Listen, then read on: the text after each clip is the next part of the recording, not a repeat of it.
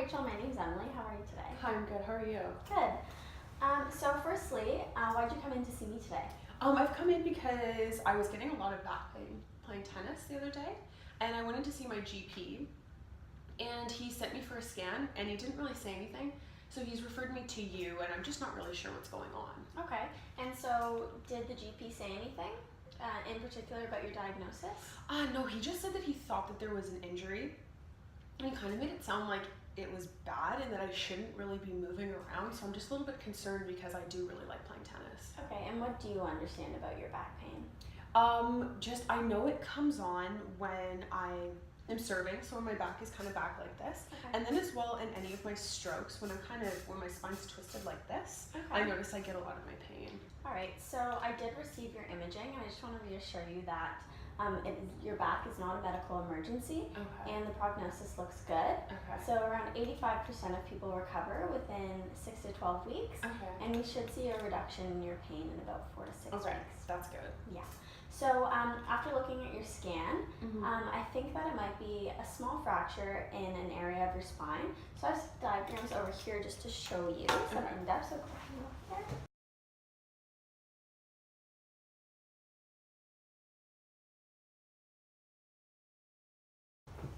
Perfect.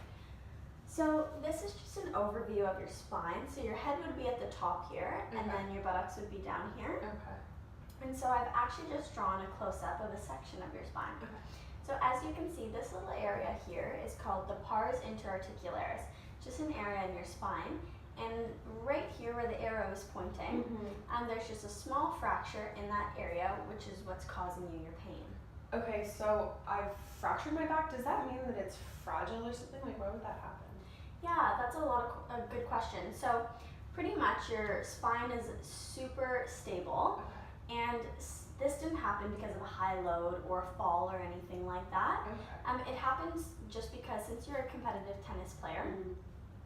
positions like your rotation that we're saying you were aggravating and the standing up and hyperextension, those things put pressure on this area of your spine. Okay. So over time, that repeated pressure and those repeated movements have caused a stress fracture. Okay, so I did trip down the stairs last week. That wouldn't have done that? No, not at all. Okay. So since those repeated positions are happening, that's what's called the stress. This caused the stress fracture. It's not anything that you've done, Okay. like a big fall or anything like Okay, that. Perfect. So I just want to have a seat.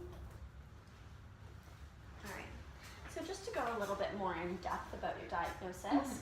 So I understand that you have relieving symptoms when you're in this position. Yeah, I noticed when I lean forward, it just feels a little bit better. Okay. And so picture your spine. You have two vertebrae, so the two discs coming down like this. Okay. So when you're in this stoop position, Mhm. it's opening up that space, Okay. which is the relieving the pressure on that fracture. Okay.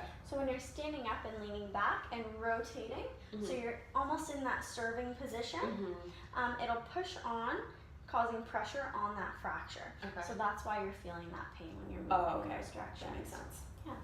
So as I said, prognosis looks really good for someone who's young and fit and healthy. Okay. And so we should see the fracture healing in about 6 to 12 weeks. Okay. And even though you will feel a reduction in symptoms in about 4 to 6 weeks, we do definitely want to closely monitor to make sure that you're still resting that fracture.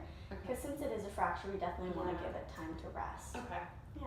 So do you have any goals or anything that you want to come out of this management? Yeah, I actually have a really big tournament coming up in I think about 2 months, and I want to do well. So is that something that's feasible? Yeah, for sure. So since the period for healing is about 6 to 12 weeks, 2 months is about 8 weeks, so we can definitely see if we can get you back to tennis by then. Okay. I just want to go through some things to keep you nice and fit for playing tennis, so that transition between not playing to playing is nice and smooth. Okay. So do you have any aerobic activities, anything that gets your heart rate going that you enjoy? I mean, we run at practice, but I don't really like that. But I actually really do like cycling. Okay, perfect. So we can definitely do some cycling. Okay.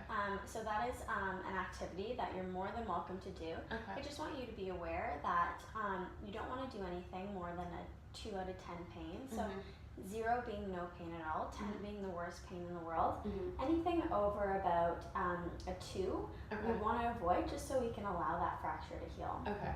Perfect. And then those other positions like the hyperextension, like I was telling you in the rotation, so serving, anything where you're reaching behind, say you're reaching in the car behind, Mhm. we do want to avoid those positions just while the fracture is healing. Okay. But we do want to keep you moving because we don't want you to seize up or anything like that. So we want to keep you moving, keep your fitness up. Okay. Perfect. And so how does your coach and your family feel about you taking some time off tennis? My coach, I think, might be a little bit mad because he did see me get injured. So I'm just a little worried about going back. I feel like he might put some pressure on me. Okay. Well, I'm more than happy to write your coach a note, or Okay. I'm more than happy to come into practice and we can all have a chat about why it's important to just give your back a little bit of a rest. Okay.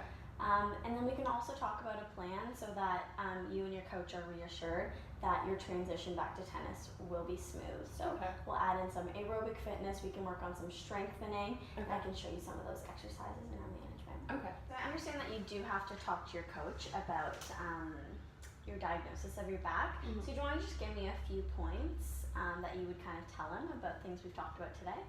Yeah, so you told me that I have a stress fracture in my back, but that doesn't actually mean that it's seriously injured or disabled in any way, shape, or form. We talked about the fact that I should take some time off tennis, but that I can cycle and stuff like that to help maintain my fitness. All right, awesome. So do you have any more questions for me, No, Rachel? I'm good. Awesome. So we'll go through some exercises now, and we'll add some stuff into your management plan just to increase your back mobility and strength. And so we'll go do that now. Okay. Okay, awesome.